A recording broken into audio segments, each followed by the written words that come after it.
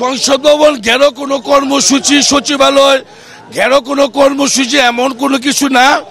আজকে আমরা press club অভিমুখে নগর ভবন থেকে আমরা একটি বিক্ষোভ করব, প্রতিবাদ মিছিল করব। প্রেস ক্লাব ঘুরে আবার নগর ভবনে এসে সংক্ষিপ্ত বক্তব্য দিব এবং পরবর্তী কর্মসূচি কি এটা ঘোষণা করে আমরা এখানে আবার সমাপ্তি করব। আমরা একটাই দাবি, আমাদের নির্বাচিত বিজয় ইঞ্জিনিয়ার ইসহাক, আদালতে বিজয় ইঞ্জিনিয়ার ইসহাক, জনগণের ভোটে বিজয় ইঞ্জিনিয়ার ইসহাককে তার শপথ দিতে হবে, তার মেয়র সিটে তাকে তার দায়িত্ব বুঝে দিতে হবে ইনশাল্লাহ। ইঞ্জিনিয়ার ইসহাক হোসেনকে অবিলম্বে আপনার ঢাকা সিটি কর্পোরেশনের মেয়র হিসেবে শপথ গ্রহণ করিয়ে তাদের দায়িত্ব পালন করবে আমাদের এই আশা। আর যদি অন্যথা যদি শপথ গ্রহণ করাতে কোনো গরিমসি করে তাহলে আমরা কঠোর থেকে কঠোর আন্দোলনে আমরা ঘোষণা করব আগামীতে। আর এই আসিফের আমরা অবিলম্বে আমরা পদত্যাগ চাই। তাকে এই সিটি কর্পোরেশন থেকে যে সে যেন সচিবালয়ে যে অফিস করে এখানে তারা একটা পৈতৃক সম্পত্তি বানিয়ে রেখেছে, আমরা চাই না সে এখানে বসুক। এখানে বসবে নগরপিতা আমাদের ইসহাক হোসেনকে অবিলম্বে এই সিটি কর্পোরেশনে মেয়র হিসাবে শপথ গ্রহণ করার জন্য আমরা জোর দাবি জানাচ্ছি। 3 দিন যাবত এখানে স্থান করতেছি। আমাদের দাবি হইল যে হয়তো কোর্ট রায় করেছেন ইসহাক ভাইকে, তো ওনাদের দিতে বাধা কোথায় আমরা তো এটা বুঝছি না। কোর্ট তো বলছে তাকে মেয়র হিসাবে, তো কোর্টই দিছে, এটা তো আর কেউ করে না, এটা তো ওনারা দিচ্ছে না। এর জন্য আমাদের দাবি যে ইসহাক ভাইকে পূর্ণাঙ্গ করা হোক। তার এখানে আমাদের দাবি একটাই যে সে একজন যোগ্য নেতা, তার করার দায়িত্ব আছে। আমাদের একটাই দাবি তাকে তার পূর্ণাঙ্গ করা হোক, তাকে তার গদি ফিরে দেওয়া হোক। যেহেতু না দেওয়া হবে আমরা এখানে অবস্থান করব। আমাদের একটাই দাবি তাকে তার পূর্ণাঙ্গ ফিরে দেওয়া হোক।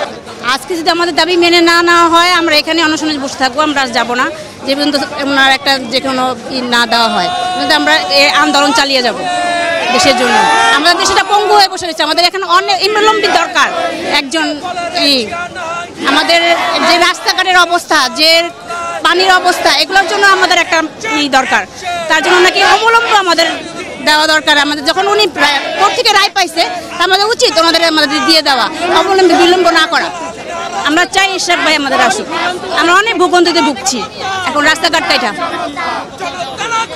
আমরা আপাতত এখানে আছি, তারপরে যদি কর্মসূচি চেঞ্জ হয় তাহলে আমরা চেঞ্জ করবো, এর আগে চেঞ্জ করবো না, আমরা এখানে আছি। এটা কি দাবি চাইছে এটা আপনারাও জানেন। আজকে আমরা 4 দিন ধরে এখানে অবস্থান কেন করছি এটা আপনারা জানেন। কেন জানেন?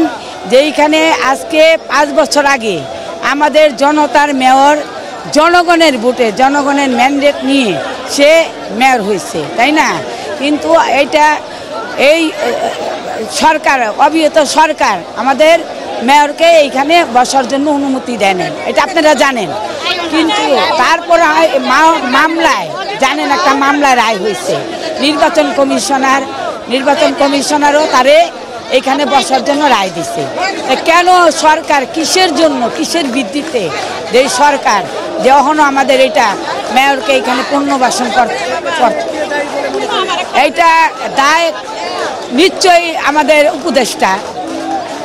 কেন সেইখানকার এই দেশের সে উপদেষ্টা, তাই না? দায় নিশ্চয়ই সে। কেন যেই জায়গায় থেকে রায় দিছে, নির্বাচন কমিশনার রায় দিচ্ছে, জনগণের রায় দিছে, সেই জায়গার ভিতরে যদি সরকার উপদেষ্টার যদি কোনো কিছু নাই থেকে থাকে তাহলে কেন অহংকারী এই রায় মানে নেন? উপদেষ্টা আমাদের প্রধান উপদেষ্টা, আমাদের আসিফ, এই যে সবাই মানে এইখানে কিসের ষড়যন্ত্র? ঢালাইয়ের সেরা প্রিমিয়ার সিমেন্ট।